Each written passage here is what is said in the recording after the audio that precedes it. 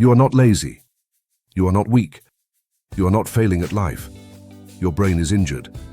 Burnout is not a feeling. It is not a metaphor for being very tired. When researchers put burned-out individuals into brain scanners, they found structural damage.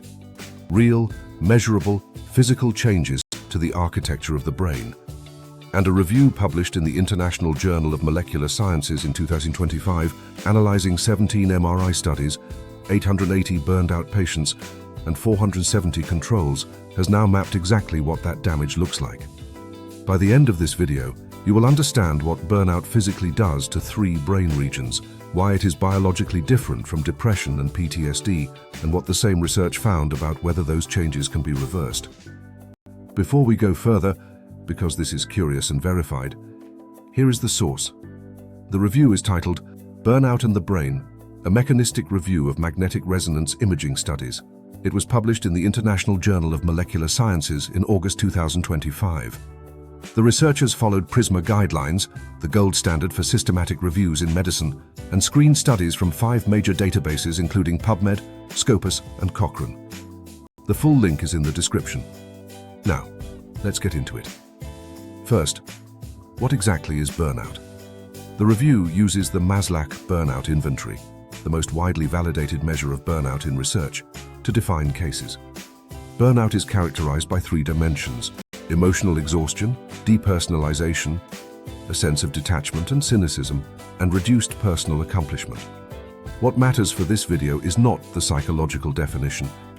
It is what happens inside the skull. Because the review's central finding is this: burnout produces consistent, measurable structural changes in the brain, changes that are distinct from depression, PTSD, and other stress-related conditions. This is not burnout described as brain damage. This is brain damage documented in burned-out individuals by brain scanners. There is a difference. The first structural finding involves the amygdala. Consistent with what we covered earlier in this series, the amygdala, your threat detection center, enlarges under chronic stress.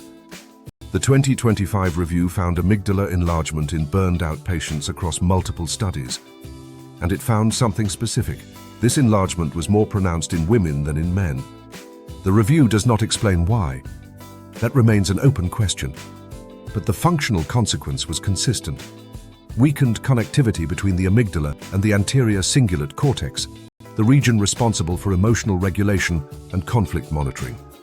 When this connection weakens, the ability to down-regulate negative emotions diminishes. Negative experiences land harder. They are harder to process, harder to move past. This is not a psychological response to being overwhelmed. This is a structural disconnection between the alarm system and the circuit that controls it. The second structural finding is the prefrontal cortex.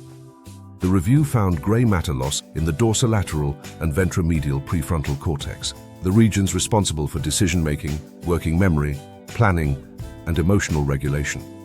This is the same region we have discussed throughout this series, the part of your brain that says, wait, think before you react.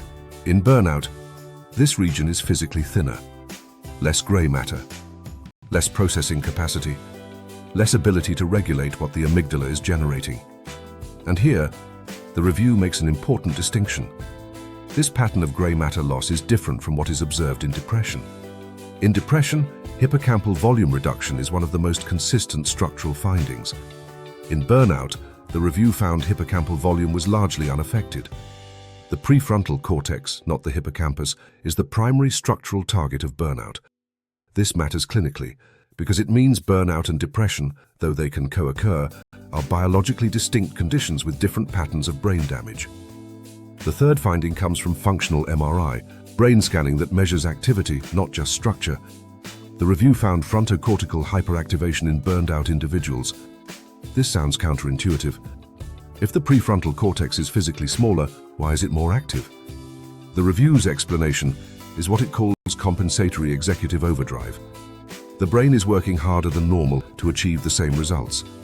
Think of it like a car engine running at twice the RPM to maintain the same speed. The output appears normal, for a while, but the engine is under extreme strain. This compensatory overdrive explains something many burned-out people describe, feeling like they are managing, functioning, getting through, while underneath, the brain is running at unsustainable capacity. And eventually, the system fails. There is one more finding that may be the most important of all. The review found progressive fragmentation of rich club networks. Rich club networks are the brain's most highly connected hubs, the regions that integrate information across the whole brain. Think of them as the brain's motorway system. In burnout, these connections progressively fragment. The brain loses its ability to integrate information efficiently. Processing becomes slower, less flexible, less coordinated. And the review found this fragmentation was progressive, meaning it worsens the longer burnout continues without intervention. Now, a critical eye.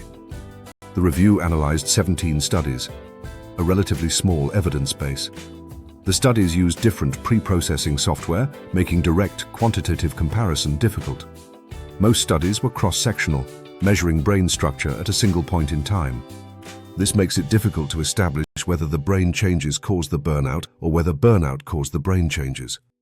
The review also notes significant heterogeneity in how burnout was measured across studies. Different cutoff scores on the Maslach burnout inventory were used in different studies. And the review primarily draws on occupational burnout in healthcare workers. Whether the same brain changes occur across other populations requires further research. These limitations do not invalidate the findings. They define how cautiously we should generalize them. But here is what the review does say clearly.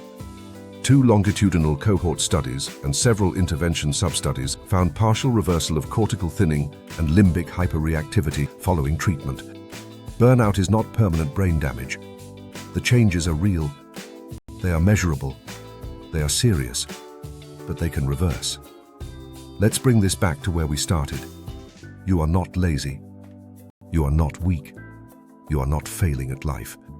If you are burned out, your prefrontal cortex has lost gray matter. Your amygdala has enlarged and disconnected from the circuits that regulate it. Your brain's integration networks are fragmenting. And your brain is working twice as hard as it should just to keep you functioning. That is not a character flaw. That is organ damage. The question worth sitting with is this. We have developed detailed clinical protocols for treating physical injuries. What would it mean to treat burnout with the same seriousness we give to any other form of structural brain damage? Leave your thoughts in the comments. The full study is linked in the description, peer-reviewed and published in the International Journal of Molecular Sciences. As always on this channel, the source comes first. Subscribe if you want more, and we will see you in the next one.